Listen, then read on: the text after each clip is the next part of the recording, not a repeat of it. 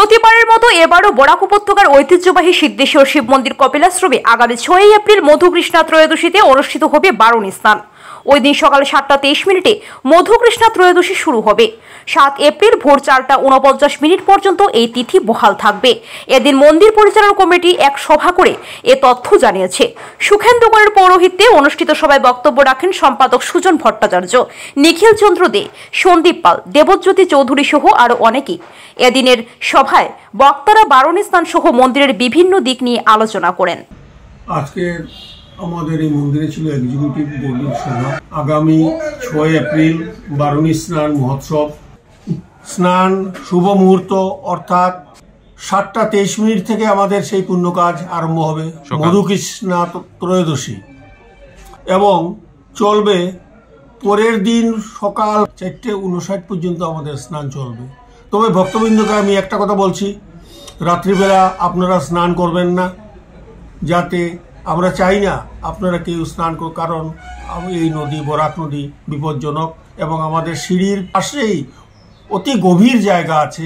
আমরা রশি ইত্যাদি দিয়ে আপনাদেরকে সতর্ক করার ব্যবস্থা করব, তারপর মার্কিং করা থাকবে, সেই গণ্ডি যাতে আপনারা কেউ অতিক্রম করবেন না।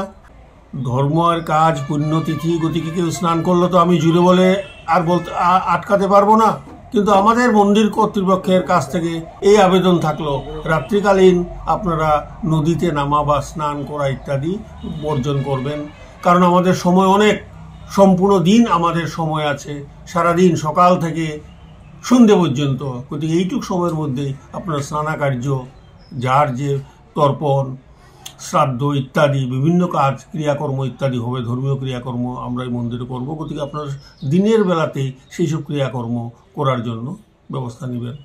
আগামী 6 এপ্রিল আমাদের এই সিদ্ধেশ্বর শিব মন্দিরে বারুণী স্নান উপলক্ষে এখানে উৎসব হয়। সেই উৎসবে উপলক্ষে আমরা এক্সিকিউটিভ বডি আজকে বসেছিলাম, কিভাবে এটাকে সুন্দর করা যায় সেই বিষয়ে বিভিন্ন আলোচনা হয়েছে। সিদ্ধান্ত হয়েছে যে আমরা প্রত্যেক বছরের ন্যায় এবারও যেভাবে কার্যক্রম চলে থাকে সেইভাবে কার্যক্রম চলবে, এবং সেটাই চূড়ান্ত সিদ্ধান্ত। এই সিদ্ধান্তের মধ্যে আছে আমাদের SDRF নিয়োজিত করা, পুলিশ প্রশাসন নিয়োজিত করা, ভলান্টিয়ার নিয়োজিত করা, এবং শরণার্থী বা যারা আসবেন বরাক ভ্যালি তথা ত্রিপুরা, মিজোরাম, মণিপুর এবং আসামের বিভিন্ন প্রান্ত থেকে আসেন, ওনারা যাতে সুন্দরভাবে ওনাদের মনোবাসনা, সেই মনোবাসনা যাতে পূর্ণ করতে পারেন সেই ব্যবস্থা আমরা করব।